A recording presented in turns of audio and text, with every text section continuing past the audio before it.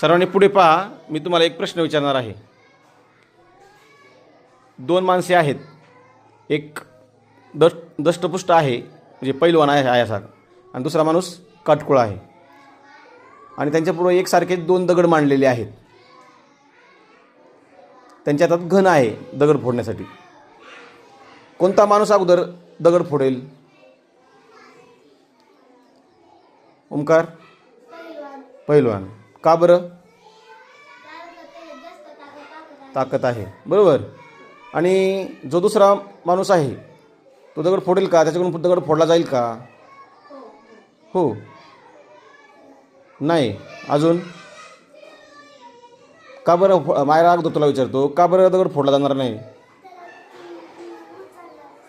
उचलणार नाही. ओमकार, का फोडला जाईल? सांग सांग सांग. फोडला जाईल. पण काय होईल रे? फोडला जाईल, हे उत्तर बरोबर आहे. दगड फोडला जाईल. हां, पण किती वेळ लागेल त्याला? जास्त वेळ लागेल. का जास्त वेळ लागेल? शक्ती नाही, पण त्याला तो प्रयत्न करत राहिला काय होईल? तो गणाचे गाव घालत राहिला तर एक वेळ अशी काय येईल की काय होईल त्यावेळेला? दगड तो फुटेल.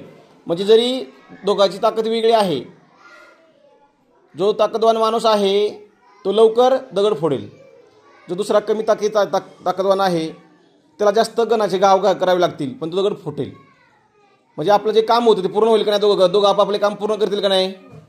हां, दगड फोडण्याचं काम पूर्ण होईल.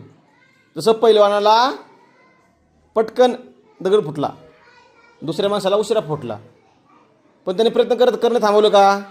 नाही. तसं आपण सुद्धा आपल्याला ज्या गोष्टी येत नाहीत त्यासाठी आपण प्रयत्न करत राहायला पाहिजे, बरोबर का नाही?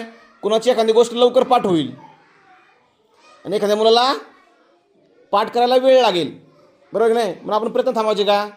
नाही. हे लक्षात ठेवा. माझं उदाहरण सांगण्याचं कारण हेच आहे की जसं त्या काटकोळ्या माणसाने दगड फोडायचं काम चालू ठेवलं, काम बंद केलं का? तो रडत बसला का मला दगड फुटत नाही? तो गणाचे घाव टाकतच राहिला आणि एक वेळ अशी आली की शेवटी तो दगड फुटला. म्हणून आपण पण आपले प्रयत्न चालू ठेवलं पाहिजे. त्या माणसाप्रमाणे न थकता न कंटाळता प्रयत्न करत राहिलं पाहिजे. आणि शेवटी जर आपण जो प्रयत्न करतो ना त्याला यश आयुष्यात हमखास मिळतं, म्हणजे मिळतं. हे लक्षात ठेवा. कळलं का? लक्षात ठेवताल ना? म्हणजे काय? स्वरा प्रयत्न करत राहायचे, यश हमखास आपल्याला मिळते. समजलं ना?